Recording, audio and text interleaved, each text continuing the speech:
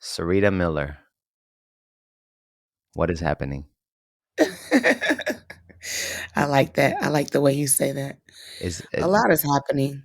A whole lot. so you know what? Like I'll start with actually like a bit of a bit of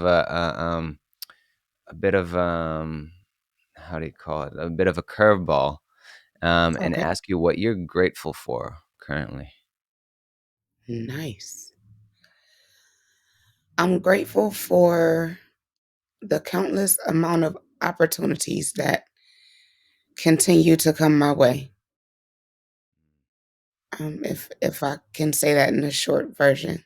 Um, Yeah, that is fire.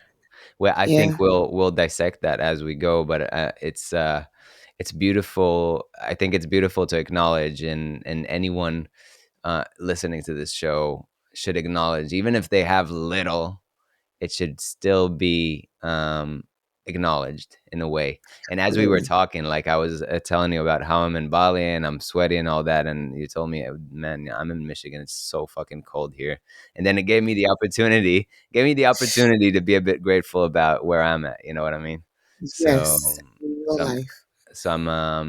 I'm super grateful for us gathering here and talking about you and about your trajectory and your story. I'd love to hear about what brought you into management, supervision, doing what you're doing today, and kind of the passion that you have for your field today. What led you up to that? Okay, early on as a child, I guess you they call us industry brats or Mm. whatever. That's the term I've heard over and over. But my mom was always in the entertainment industry. She still is today. So growing up, I always knew that entertainment would be my end all be all somehow.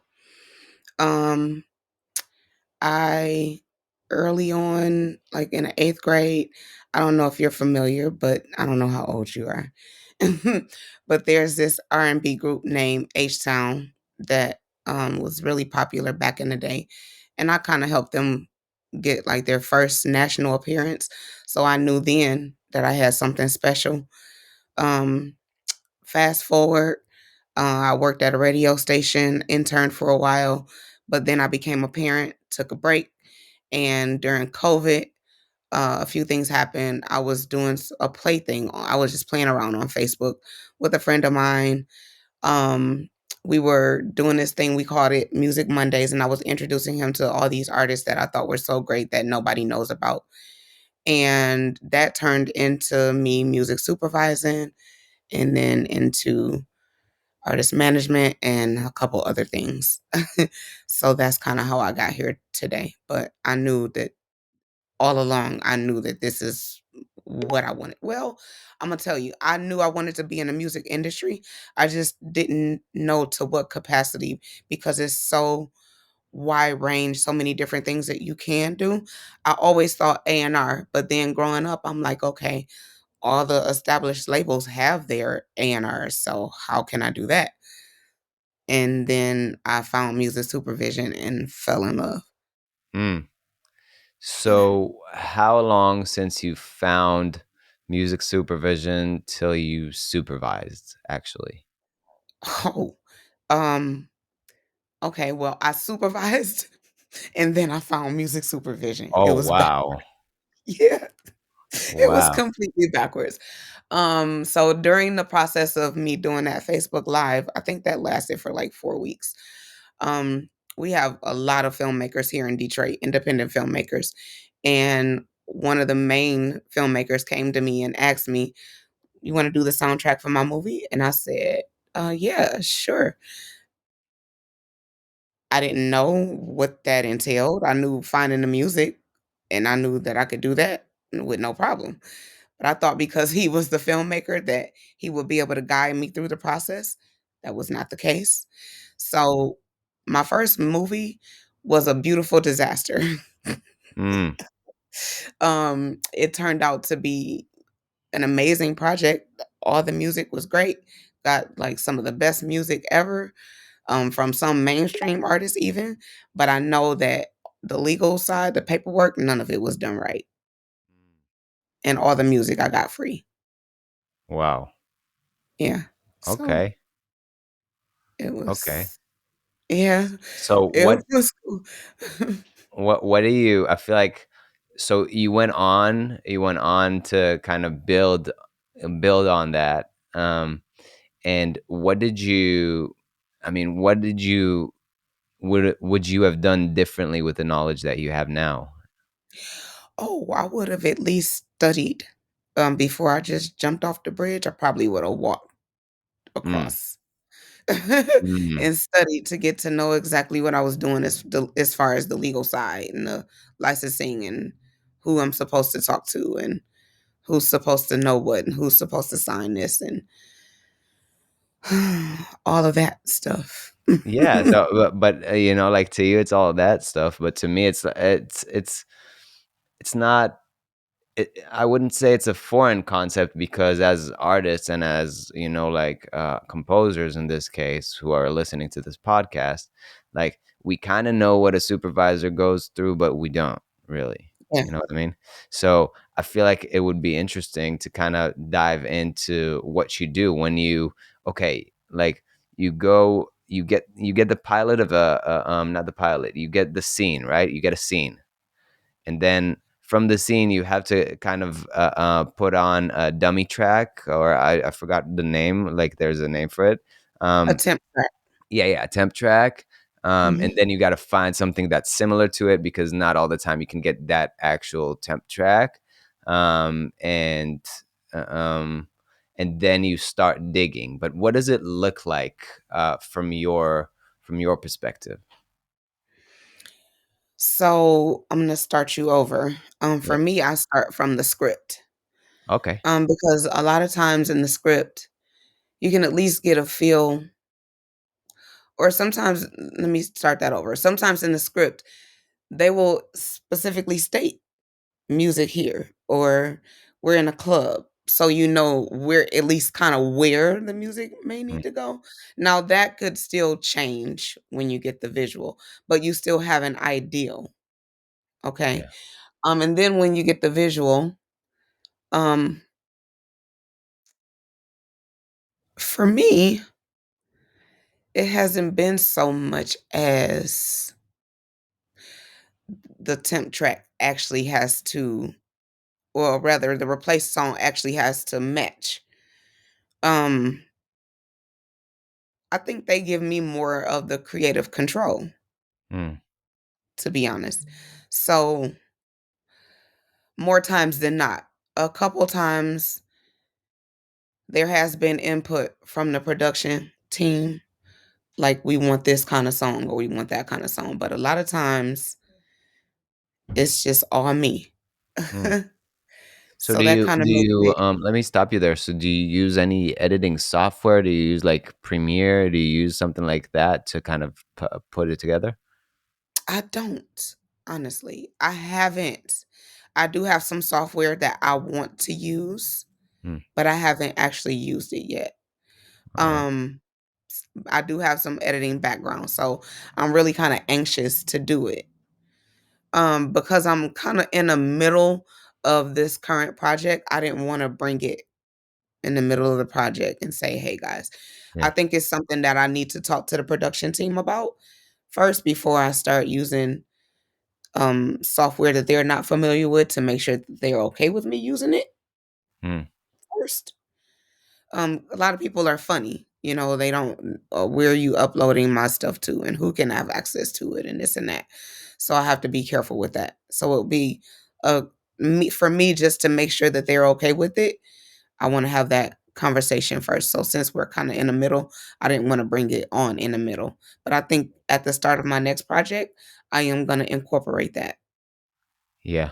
So like as of now, you're kind of working off your like a scene, and then you're putting it next to a Spotify track or something like that. Like for you, it looks something like that, and then you're getting the feel if it works or not. And then you send it on to an editor or whoever to kind of blend in the temp track. Yeah. Exactly. Yes. Okay, cool. So from there, okay, now you got the temp track. What does it look from here? What does it look like from here? So a lot of times I'll use temp tracks that I can potentially really get cleared. Okay. So I will go for that first. Mm, And then if that doesn't work, then I have a disco library over the years that people have submitted music to. So I'll go there first to see if I can find something because there's a lot of music just sitting there. So trying to give equal opportunity. mm, mhm, So I go there first to see mhm, if I can find something. And then if not, then I may solicit or I may go to someone. Depending on if I'm looking for something truly specific, I might just go to somebody that I know already and say, "Hey, do you have something already prepared?" I prefer not to have the song made, mm. preferably. A lot of times, it's just not enough time for that for me. So, Word. but I Okay. get pretty lucky with finding songs that are already out there or in my library, in my disco library, or if people submit, I get really lucky with finding songs that way. Yeah. Do you mostly work with directly with artists, or do you work with libraries or labels or something like that? Like, what's your Directly with artists and labels. okay?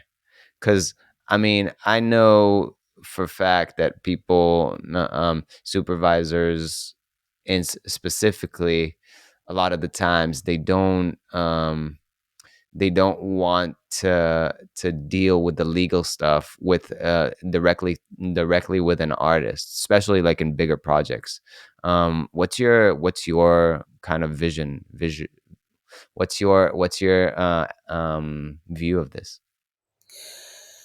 For me, I work mostly in the indie world, Mm, so I think that's the difference. But I still take it very serious. I do make sure that the artist has their business lined up. I still act like I'm in Hollywood per se when it comes to the business side. I'm making sure that you have the publishing and that you have the splits and things like that. And there's no samples and things like that. mm, So I yeah. still kind of do it that way, but I just work sometimes directly with the artist, Mm, which it works out for me yeah. very well. It's very interesting to hear, just like, indie versus triple A versus a lot of bigger shows that have to crank, an episode per day or whatnot. Like, y'all have to kind of get very sharpen your sword in a very specific area, right? Like, Yes. as supervisors, as different supervisors, because there's different parts of the game. So, like, in your from your lens, do you like the indie, do you want to stay in that indie kind of niche, or do you want to get I see I see you already knowing me, but where do you want to go from here, and why not indie, let's say? Where do I want to go? That's a good question. Hmm. That's funny. That's really funny. I don't know. I think I always envision myself working somehow close to Tyler Perry. I don't know. There's something about his work that I like the movies, and I love Joe, his music supervisor. So I'm looking to somehow get there. Okay. But you know, at the same time, because I've built business, this independent business, it's like I don't know. Mm, I'm gonna be honest because I like being independent at the yeah, same time, yeah. but I do want to work in a different budget arena. Mm, okay. Yeah, I see. So like perhaps perhaps not not trailer, not a triple A studio, but perhaps something in between in the middle. That's cool. I mean, Yeah. like it sounds like something that that's great to look up to. What do you feel like is the in indie in your realm right now? What do you feel like um you would love to see more of from artists and people you work with? Ooh, honestly, I would like to see more people that are more business savvy. Mm, Um, a lot of times I do run across a lot of artists that just don't know the business and not at all. Like TuneCore is the publisher, and I'm like, okay, yeah, we can't do this. We got to figure this out before we get to a certain point. Here's what you need to do. I'm yeah, willing to place the song, but here's what you need to do. yeah. So that's my main thing. So what would you tell him? Let's play devil's and not devil's advocate, but let's role play. Telling you, yeah, DistroKid. I'm in TuneCore. They're my publishing. What do you say to them after you cringe? Yeah, after I cringe, Yeah, yes. And thank God they can't see me like you just could. Oh, convulsions. man. So first off, I offer consultation. So I'm not gonna give you too much info. Yeah, yeah, yeah, yeah. So that's the first thing I tell them is that I'm not and the consultation is a fee. And I'm not making you pay for a placement. What you're paying for is to learn how to monetize your entire catalog. Yeah. And the first thing you want to do is get your publishing. Mm, Become a self-publisher, and I can mm, teach you how to do that. mm, And make sure you're registered in certain areas so that you're getting all of the money when it's mm. time. That's what's up. So yeah, okay. So that sounds cool. And let's say the artist already has their shit together. They have their publishing entity. They are signed. They have the track. So basically, they need to have the 200% of their track ready for you to just like send it over. And are you do you do the cue sheets as well in the indie Absolutely. movie? You do? Absolutely. Okay. Yes. Oh, Yeah. yes. Yeah. That's the main thing. Yes. Okay. So let's move on. Yeah. Yeah. So from that, like you clearing the song, meaning like what is the exact process for you? So you bring it on. Let's say that the artist has their 200%. They are business savvy. They don't need your consultation. They've done all their homework. Now what does the process look like for you with this song? So I'm sending off a sync license quote request because I am asking. I'm not telling. Well, here's the thing. In that quote request, I do let you know what we're offering, but Mm, I also allow you to tell me, is this good for you or no? We can mm, negotiate. mhm, If a lot of times, because I work with a lot of first time filmmakers, a lot of times there's no upfront money for me. So mm, that's the sucky part. mm. So that's why I want so bad to get to the next level of this. Yeah. That's another story. Yeah. But we're negotiating, and then once we get everything agreed upon, then I'm submitting licenses for you to sign. And once we do all of that, we're submitting everything to the production team so that they can place the songs. We're doing cue sheets, and lots of times I create soundtracks so Mhm. that we can create some sort of additional revenue. Okay. Yeah. Word. And then I mean, like, as in like working in indie, and then does that create some sort of income for you as an indie supervisor, or is that just like a kind of Yes, I charge a flat fee for my services all right? Word. Okay. to the production company, Cool. Cool. Cool. of Cool. course. Got you. Got you. Got you. All Yes. right. Sweet. And you also, like, the thing with you is you also manage artists, right? Yes, I do. Okay. So when that start, and how does that affect you, like, in how you move today in the industry? Ironically, it started around the same time. COVID was a period that everything music just came back to me, Mm, which was crazy. mm, But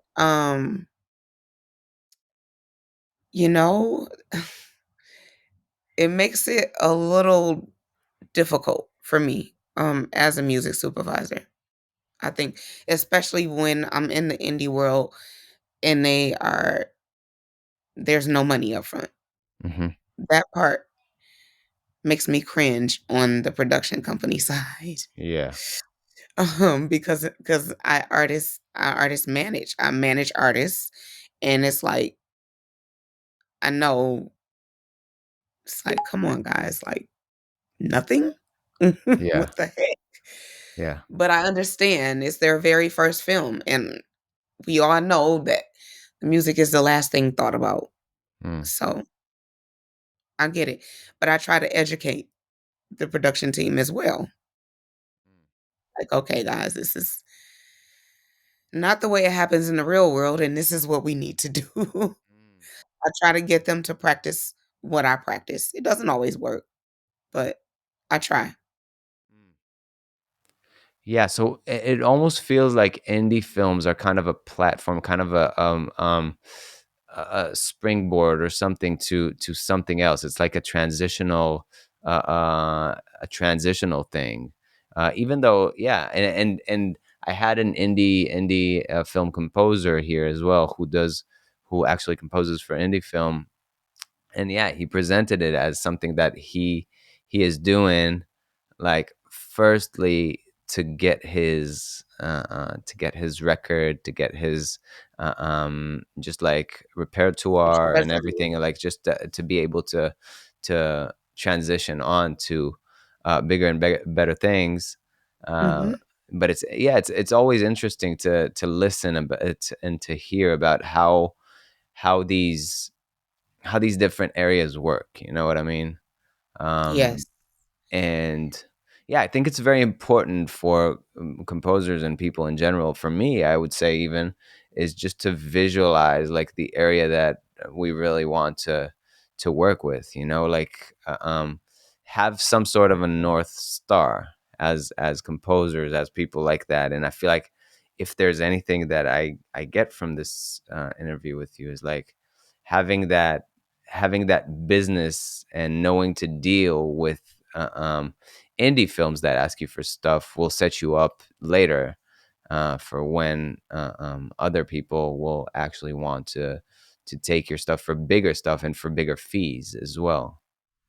Agree. And even those indie filmmakers, they grow. You have to think about that. They're not always gonna be at that level. So how do you approach community from from a supervisor's perspective? Can you rephrase that? How do you I mean, like, you have to have, like, a community of people who kind of push you to do what you do, right? Like, and that's how I feel anyway about my craft. Yeah.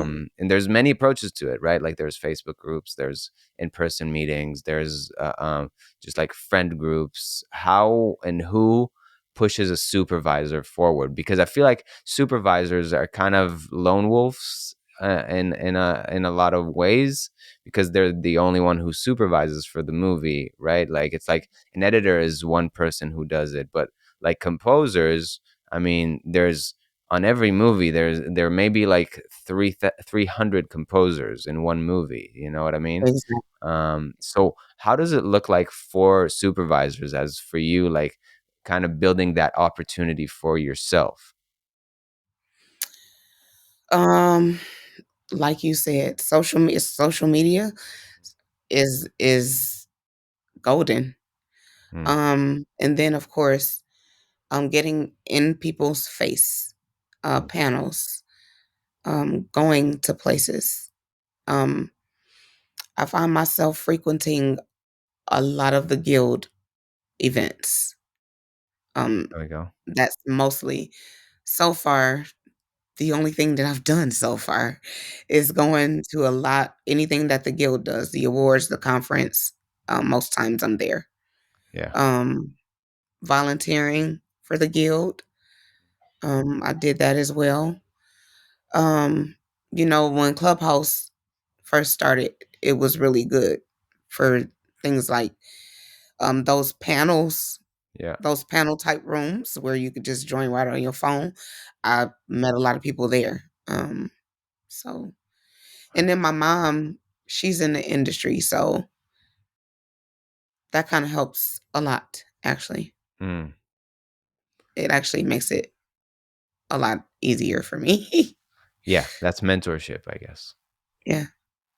Sick. So I kind of Um, know a lot of people already from her. yeah, So I really want to attend one of the guild events. Actually, perhaps this year I'll do it.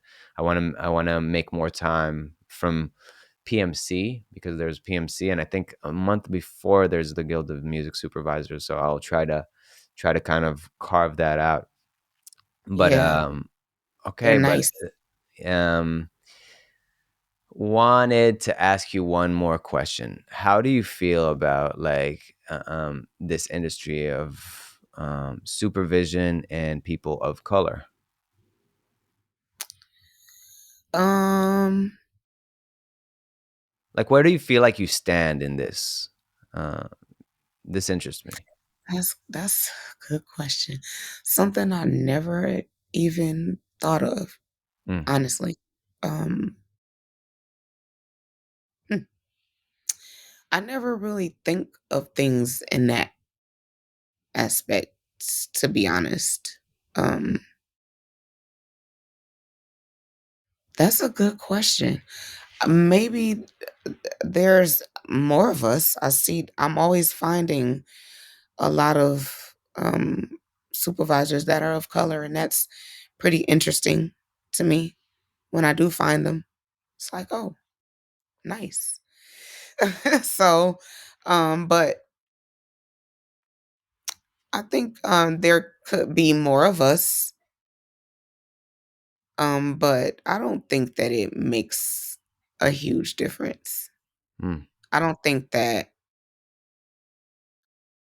I don't think it's something that makes a huge difference, to be honest with you. Um, can I be honest? When I find out that Tyler Perry's music supervisor wasn't of color, I was surprised. So I think that it doesn't make a difference. It's just all about the person's musical taste, yeah. or um, not even their musical taste, their musical background. 100%. I feel like it's becoming more diverse as there's more people who are coming in.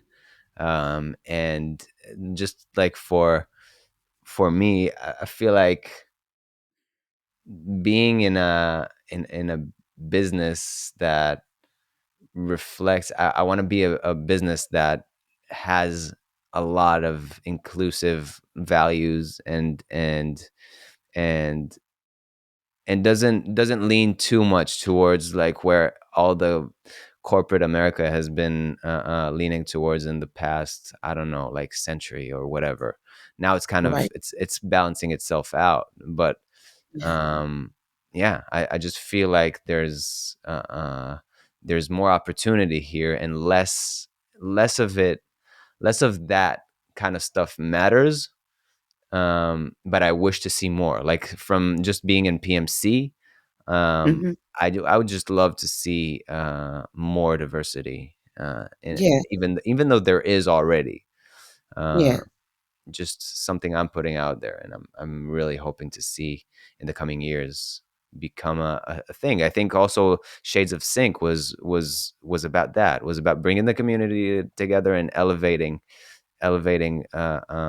specifically that conversation around, let's get together exactly. and sit around the table kind of thing. So yeah, I'm Agreed. super That's grateful for exactly what I'm people like talking Jay Will who Yeah, who he's so who do dope. things. Yeah, Yeah. shout out to Jay Will. Is there any last kind of piece of wisdom or advice you'd like to give to composers and people trying to come up and get their music heard by supervisors and collaborate with people like you? Um, just be persistent, but not too persistent. Um, the one thing that is truly unfortunate that I get a lot is people circling back and asking me if I heard the music. It's like, man, and if I could give feedback. And I don't honestly know the best way to answer that just yet because it's like I don't review the music. That's not what I'm doing. And you kind of have to be mindful of that. I'm a music supervisor, so when I listen to the music, I'm listening to it specifically for placement purposes. Yeah, And I get a million submissions on a daily basis. So I can't remember if I listened to, I don't know if it was your song or her song. I don't know whose song it was I listened to. yeah, So it's kind of hard for me to circle back to you and say, well, yes, I heard your song and this is what I think about it. yeah. Unless I have you submit it right then and there and I listen to it right then and there, which at this point it doesn't happen anymore, unfortunately. Which is a good thing. It's a sign that you're progressing, right? I didn't So foresee that in the beginning. yeah, I used to hear music supervisors say, "Oh, I can't respond back to all the emails," and I'm like, "What?" And I was at a point where I'm responding back to everybody. Like, I at least want to let you know that I got it and I heard it. This is what I think. This is great. This is, but yeah, that quickly dissolved. 100%. So Alrighty, that's great. Sarita, you thank you kind of have so to much. submit it and forget it. Well, what? You kind of have to submit it and forget it, and make sure all the metadata is there. Make sure that I always have a way to connect with you. Mm, Leave your contact info and make sure it's always updated there you go. That's or just don't something. change it. Don't don't change it. Yeah, Sarita, thank you so much for coming on. I appreciate you. I sure. My appreciate your pleasure. time. Thank And you for having me.